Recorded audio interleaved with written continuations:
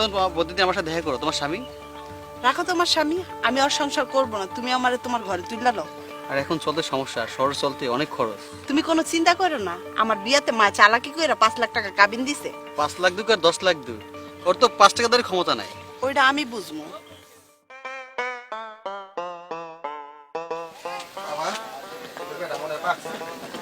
আরে তুমি কই যাও? আমি বাবার বাড়ি চললাম, আমি তোর সংসার আর করবো না। বৌমা, তুমি এটা কি কইলা? আমার রাসেল কি করছে? বাবা, তুমি আমারে নিজের হাতে বিয়া করাইছো, তাই আমি তোমারে কোনো কিছু জানাই নাই। বিয়ার পর থেকে আমি ঘরে বউ পাই নাই, কাবিনের টাকা নেওয়ার মানুষ পাইছি। তোমার বউ আমারে কথায় কথায় শুধু কাবিনের টাকার খোটা দেয় বাবা।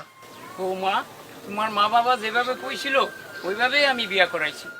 কাবিনের টাকা দিয়া তো আর খাওয়াইব না। তোর সংসার আমি করবো না, আর কাবিনের টাকাও আমি ছাড়বো না, তোর নামে আমি মামলা করবো। যা যা, দেশে আইন আছে, আমার কোনো দোষ না থাকলেও আমি কাবিনের টাকা দিতে যাবো কেন?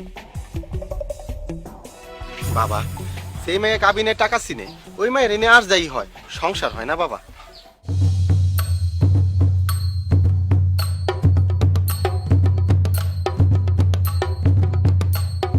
আমার গ্রামে আমি আদালত, স্বামীকে ডিভোর্স দিয়েছেন কেন? হুজুর, ও আমার সারাক্ষণ মারধর করতো, তাই। হুজুর, সারাক্ষণ পাইব কই? আমি তো সকালে কাজে যাইতাম, রাত্রে বাড়িতে যাইতাম। যা বলিব সত্য বলিব, সত্য মিথ্যা বলিব না, এই পবিত্র স্থানটি স্পর্শ করে কইতাছি হুজুর। আমার বউরে আমি কোনো অত্যাচার করি নাই। কিন্তু তোমার তো কাবিনের টাকা দিতেই হবে।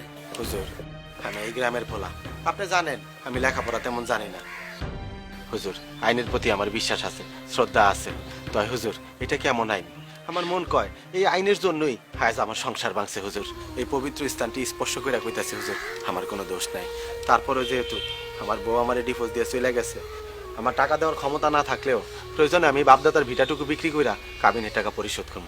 তাই হুজুর, এই আইন বন্ধ করেন। এই আইন বন্ধ না হইলে সংসার ভাঙাও বন্ধ হইব না হুজুর, সংসার ভাঙাও বন্ধ হইব না।